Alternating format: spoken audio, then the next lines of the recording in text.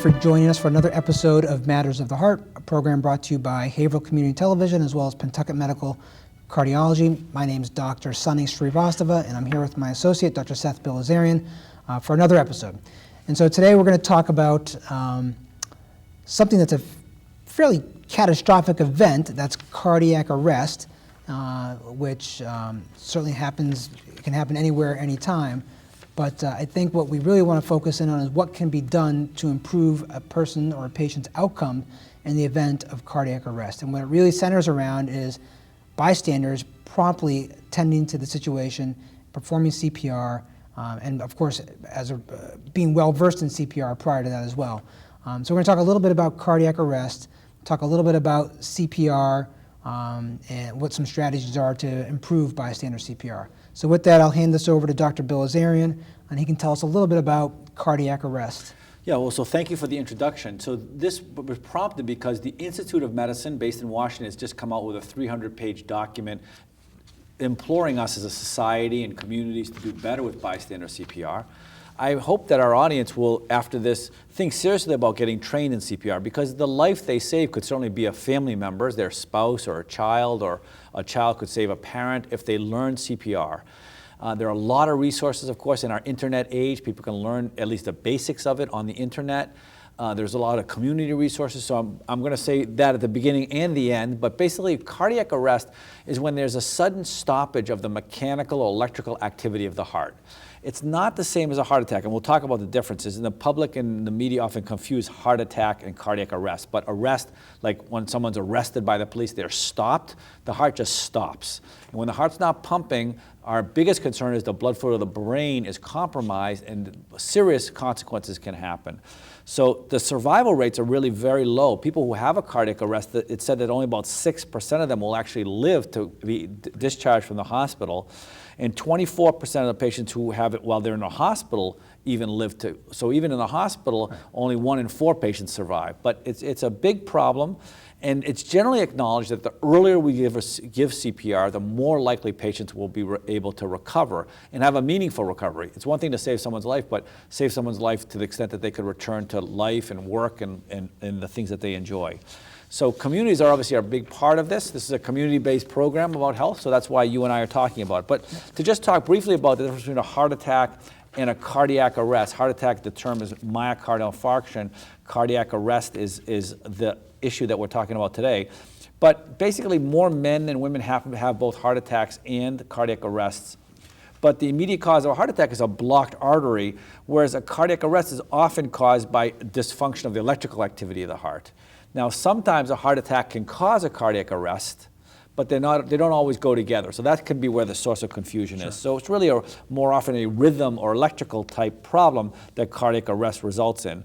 The treatment for a heart attack is urgent evaluation at a hospital, mostly because we worry that they might have a cardiac arrest. That's why we want them to go to the hospital. And then treatment with stents and angioplasties and medicines to try to break up a clot that caused the problem. Whereas a cardiac arrest, the treatment is what we're talking about today, bystander CPR. CPR stands for Cardio Pulmonary Resuscitation. Cardio is the heart, pulmonary is the lungs, and resuscitation means to bring back to life. So there's a lot of sort of things, as I mentioned, resources on the web, but CPR, early CPR is really the most important thing that can be done. It's said that 600,000 people per year in the U.S. have this problem. Over 500,000 people. It's a lot of people. It's the third leading cause of death after cancer and heart disease. Every hour, 38 people have a cardiac arrest in the United States out of the hospital, and only, as I already mentioned, fewer than 1 in 10 actually survive. So really, it's a community issue. There are some communities that have done very well. I think we know generally that in the city of Seattle, Washington, they've done a really great job at promoting this. There are some cities in Florida that have active seniors that really have done a good job promoting it and putting these defibrillators around their community and training people in CPR. Another city that's been really a leader is Phoenix, Arizona. So a variety of places have done a better job. So it's really better in some places than in other places. There's a lot of disparities in poorer communities. Communities that have more immigrant populations often don't have as good resources. So really it's sort of a national calling to really do better in this. So what prompted my conversation today with you about this is 2 articles that appeared in the New England Journal just in the recent week. One of them was, both of them were from Sweden, but Sweden has a sort of national program of emergency medical services. In our country, it's very separated by towns. Every town has their own EMS dispatcher. So if you live in Andover or Haverhill or Lawrence, you get a different person and they have different protocols. So it's not unified the way it is in some European countries like Sweden. So everybody in Sweden is under the same system. And they found that of the 30,000 people during the study period that had cardiac arrest, 51% of them actually had CPR started by a bystander. So not that great, but better than the United States, 51%. And the 30-day survival was higher when the CPR was started before the ambulance people came. So if you had CPR by someone just standing around, a family member, or somebody saw you on the street, your chance of living was 10%, but if no one touched you until the ambulance people came, your chance of living was 4%. Do you know what the percentage of bystander-initiated CPR is like in the United States? I don't know the overall rate, but I think it really has been reported to be very variable. So, for instance, Seattle has a much higher rate than in other states, but I don't know specifically. Okay. So the interventions that have been thought to be valuable and try to improve this CPR that's done by bystanders are several things. And many people may know that we no longer recommend that people blow into people's mouth. Mouth-to-mouth resuscitation is no longer recommended.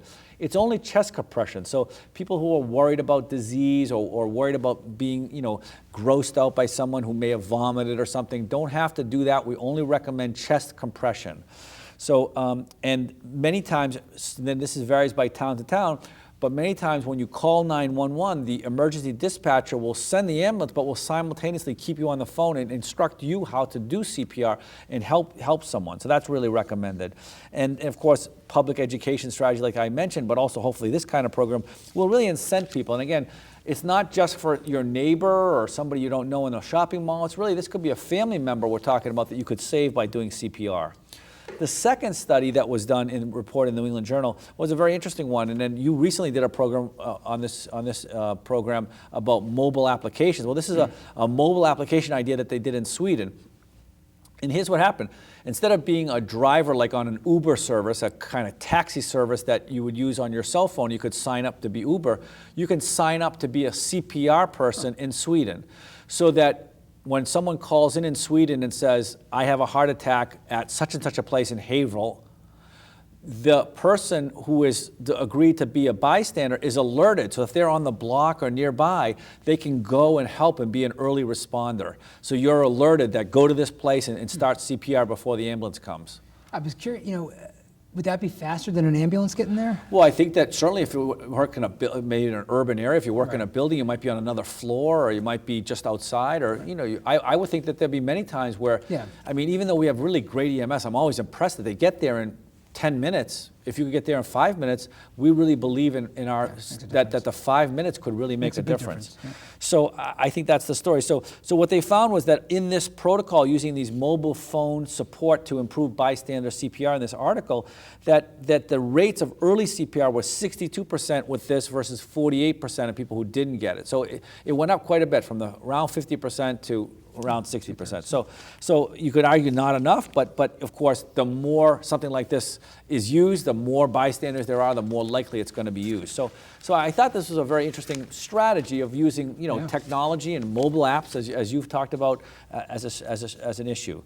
So I think that this is something that could eventually come to the United States, but for the reason that I described, we have really sort of different kind of EMS dispatches in the United States. Again, I, for instance, live in Andover. I work some in Haverhill at my office at Pentucket Medical in Haverhill, and I work some at a hospital in Lawrence and some at a hospital in Methuen and some at a hospital. So where am I? So how would the dispatcher know where I am if I'm just tied to a certain dispatcher? That's the impediment to its use. Yeah, so was that just a trial in Sweden, or is it actually being No, that was actually used a trial in Sweden. So it's not an active community program right now. Exactly. So it sounds fascinating, though, certainly. So I think that, again, the goal here of this discussion that we're having today, that the Institute of Medicine has really called on us as individuals, but as communities, both, communities meaning local communities, small neighborhoods, cities, towns, counties, states, to really improve the bystander-initiated CPR. I think that there's really I don't think any doubt that we're really broad belief that the earlier CPR is initiated, the better. I think that there's a variety of things that people can do, and I think the motivation, I think, again, is part altruism and part obviously just trying to save family members, if nothing else, to be trained in CPR. Now, you may have mentioned this at the beginning. I'm just trying to remember. Do you know what percentage of Americans are trained in CPR? I don't know the percentage of Americans trained in CPR. No. I was just thinking about, even on my street in my neighborhood, I was curious, who's trained or not trained, and I suspect outside of me, very few of them are. Yeah. So I'd be curious to know what the percentages are. Right. So I think that maybe something that I did this with my family, and maybe something that you may enjoy doing. I mean, this for your own family. There are actually things you can buy on the internet, CPR kits with an inflatable mannequin, and I did this at Thanksgiving with my extended family and trained family members and basics about CPR. Yeah. I explained to them how to do chest compressions with 2 hands. I explained the rhythm that needs to be done to push hard and fast. It's said to use the Bee Gees song "Staying Alive" to that beat of heart compressions. And I think that, that the data is pretty overwhelming, that if we could do this early, we could save not only lives, but even importantly, of course, save people's brains to have them have a more meaningful recovery. Right.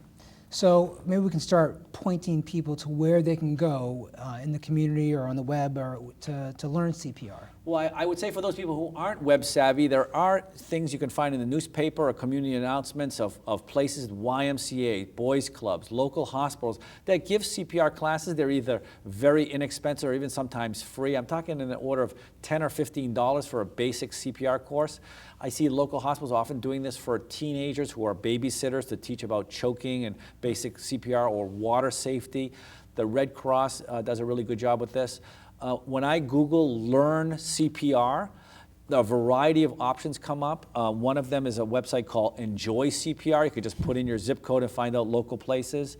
There's a website called National CPR Foundation that gives online training for just $18. You can actually get a card that certifies you. The American Heart Association is a leader. As I mentioned, the YMCA. You can go on the YouTube channel of the American Heart Association. They have some really fun videos about chest compressions, about how to do it.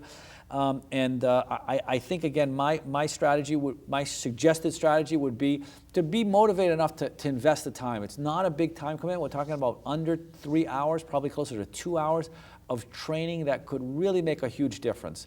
And I think that, we're fortunate for us as professionals that we often save people's lives. I mean, what we do is often we're happen to be called upon, and it's one of the blessings of our profession.